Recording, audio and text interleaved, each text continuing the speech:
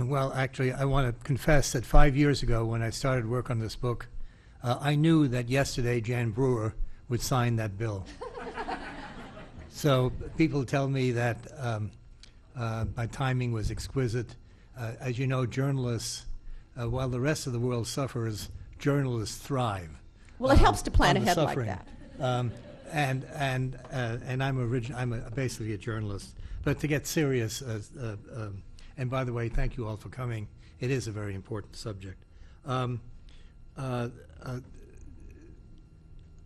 been writing both as an editor at the Bee and then as a columnist for over the last maybe 25 years about immigration-related issues, not specializing in them, but they keep coming back and going back to IRCA, the Immigration Reform Control Act of 1986, then Proposition 187 in 1994, which sought to deny all public services to illegal immigrants in California, Proposition 209 on affirmative action, Proposition 227 reducing or trying to eliminate bilingual education in California.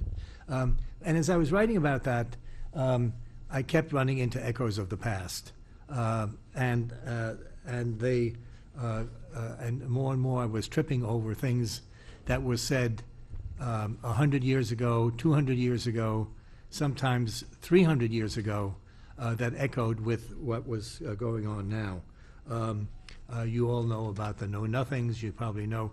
You probably may not have heard two of the strongest anti-immigration voices in the last generation were Samuel Huntington, formerly a political science professor, now deceased at Harvard, and Victor Davis Hanson, who is now associated mostly with the Hoover Institution at Stanford.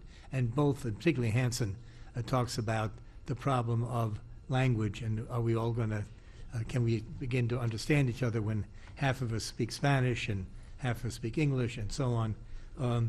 And I tripped over this interesting little factoid that in the year 1741, Benjamin Franklin, then in Pennsylvania, of course, complained that and worried about the fact that what he called the Palatine Boers, Germans coming and Swiss coming into Pennsylvania, were going to Germanize Pennsylvania so that Pennsylvanians would not be able to talk to each other because half of them would be speaking German and half of them speaking English.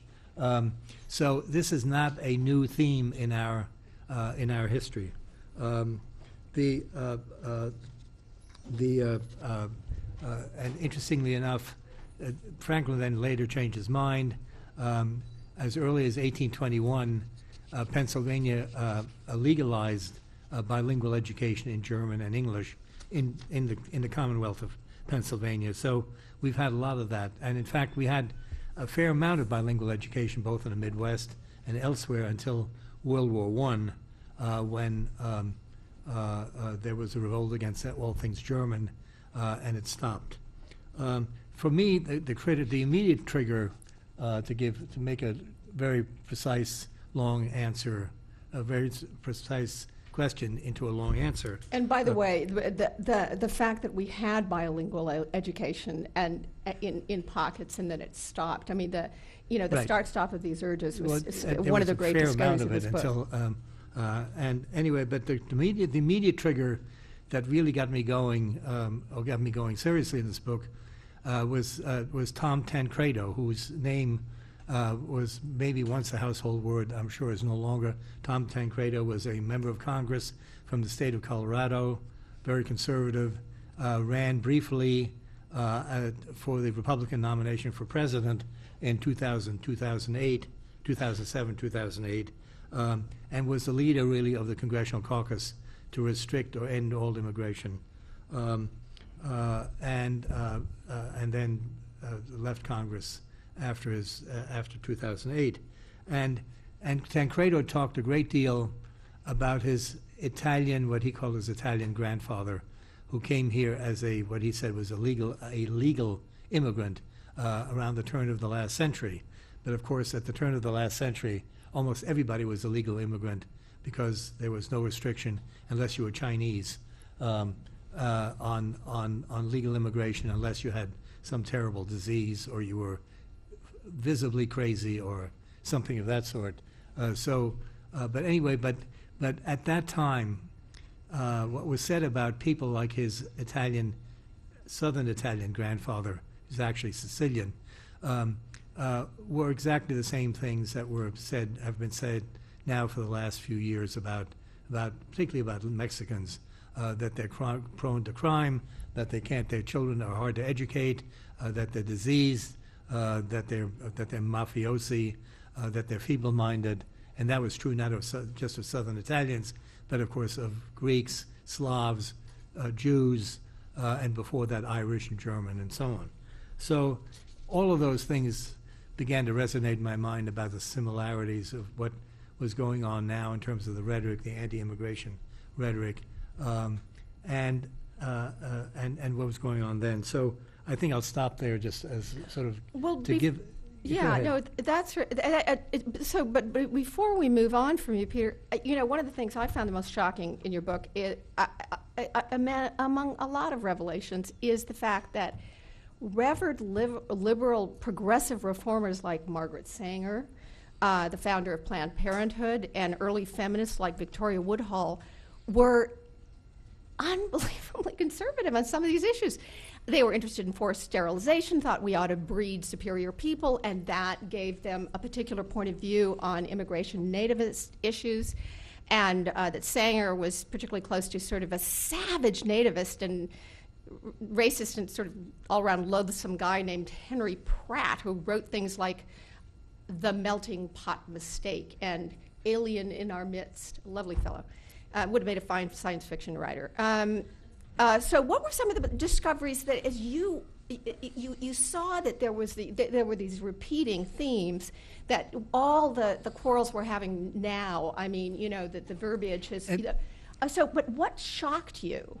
Well, when you started to that was a shocking thing to me. I mean, what were the things that surprised you? Well, since this grew on me gradually, I'm not sure there was any particular thing that shocked me. It all sort of organically grew on me. But to follow up on what you said, you had Celeste, no Margaret Sanger OMG moment. Well, Margaret Sanger certainly somewhat surprised me, though in fact has been known for some time that Margaret Sanger was very close to some eugenicists, and eugenics was a big thing in this country, and particularly in the state, by the way.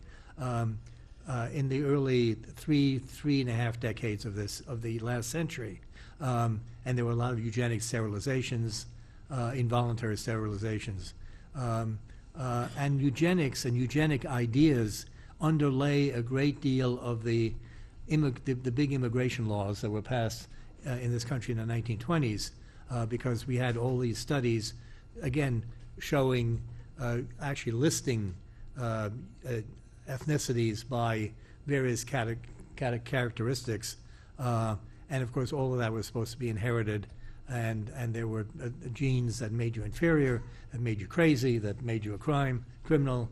That was all, of course, then inferentially built into the big national origins Immigration Quota Act of 1924, and which, by the way, was on the books until the mid-1960s.